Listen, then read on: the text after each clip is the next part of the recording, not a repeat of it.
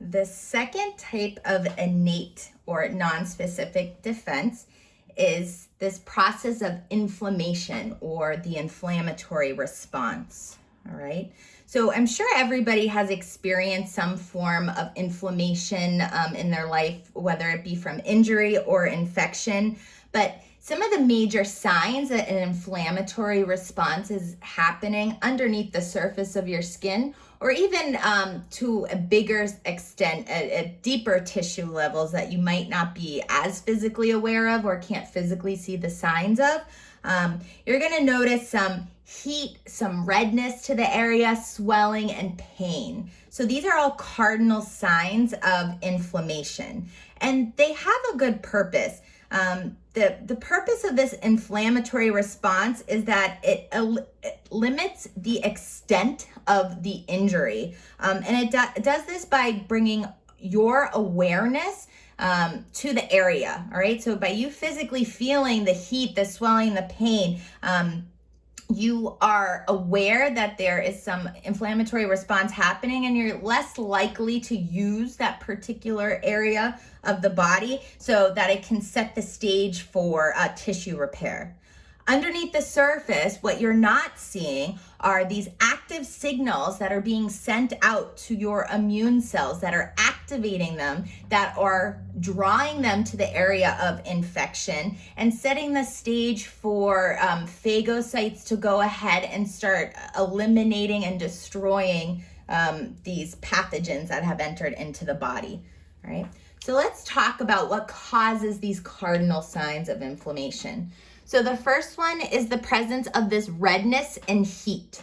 Okay, so when a pathogen has started to overwhelm, we're gonna use bacteria as our particular pathogen in this example. So when bacteria has entered the body and has started to replicate, and there's lots and lots of bacteria, your body starts to send out these SOS signals, okay? And these signals in the form of chemical substances are gonna have a number of effects on different areas of the body, right? So some of these chemicals are going to cause the blood vessels to dilate in response to that infection, the overwhelming of bacteria in one area locally.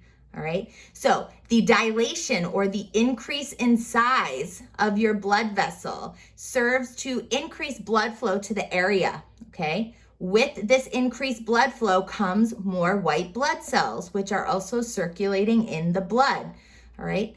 This increased blood flow to an area will cause physical warmth, okay? So the movement of blood in the blood vessels generates heat. This is what keeps you warm. So if you have an increased blood flow, you have an increased warmth locally. You also have visible redness because you have blood vessels that are very close to the surface of the skin. As you increase the blood flow near the surface of the skin, it's going to cause visible redness, okay? So here you can see it's outputting extra heat and redness as a direct cause of this vasodilation. All right. The next thing that happens is swelling. Okay. So you have, again, specialized chemicals that are causing vasodilation of these blood vessels.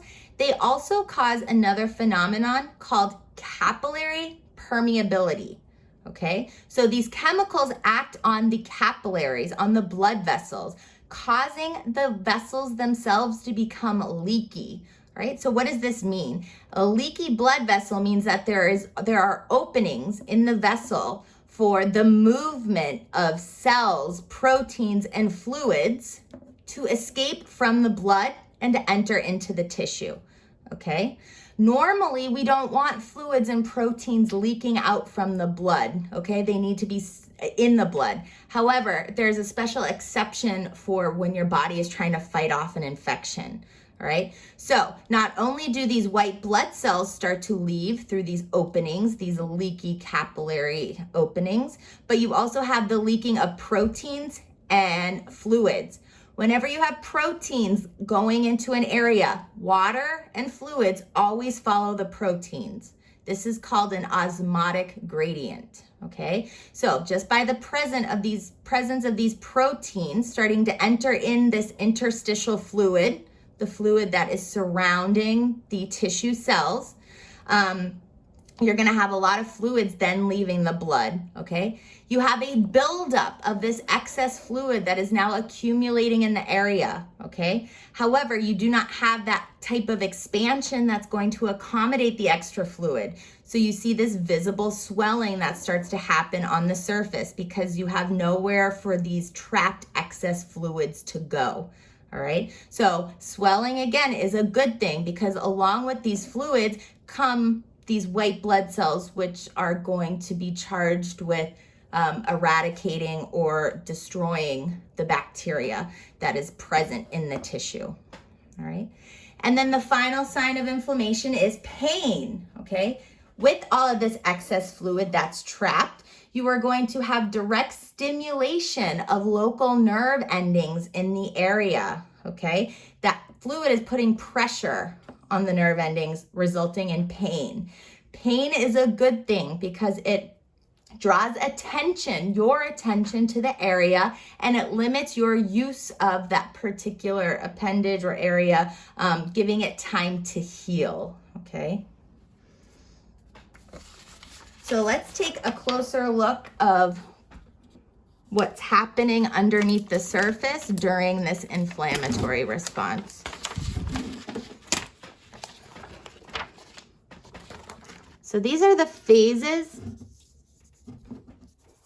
of an inflammatory response, also known as, we're on number 3 underneath inflammation, the mechanism of the inflammatory response, okay? So the first thing that happens is an injury, okay? We have some vulnerability, some entry point in the skin. It could be a cut or another type of wound that allows for bacteria, perhaps present on the surface of the skin most of the time, but it has no way of entering in. Now they have an entry point, okay? So this injury allows the bacteria to pass through the physical barrier of the skin, which you can see here. Here is our wound. So that's the first thing that happens, all right? Once the bacteria starts to enter into the tissue just underneath the skin, that is going to activate these cells right here called mast cells. These mast cells are always present in the tissue, okay? And they're kind of like the lookout cells. They're making sure that there's no foreign cells that should not be there. Once the mast cell recognizes the presence of these bacteria, it starts to send out these chemical alarms that is going to stimulate the activity of the immune cells. And it's also going to act on the blood vessels to bring the white blood cells there faster, okay? So these mast cells are going to release a very special chemical called histamine once they detect that pathogen, all right?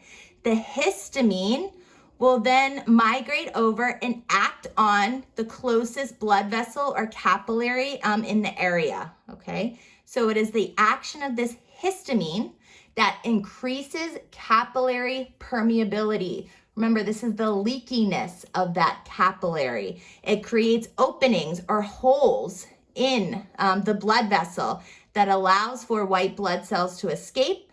It also increases blood flow by vasodilating the area, okay? And it also allows for the movement of those fluids and proteins out, which cause those cardinal signs of inflammation, right? So the histamine acts on the capillary.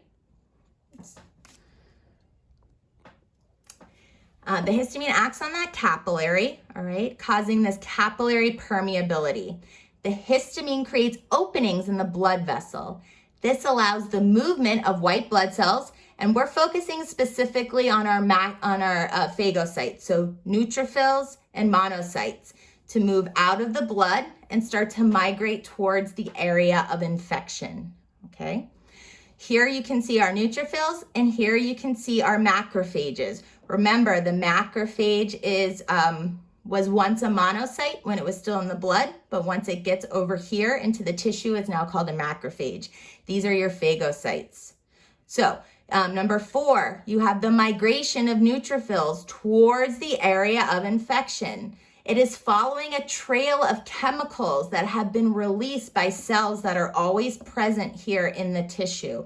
All right, so it follows this chemical trail right up to where the bacteria are located. The final step here is that these white blood cells are going to phagocytose, are going to perform phagocytosis to start to eliminate the bacteria, right? These guys do a really good job of eradicating bacteria.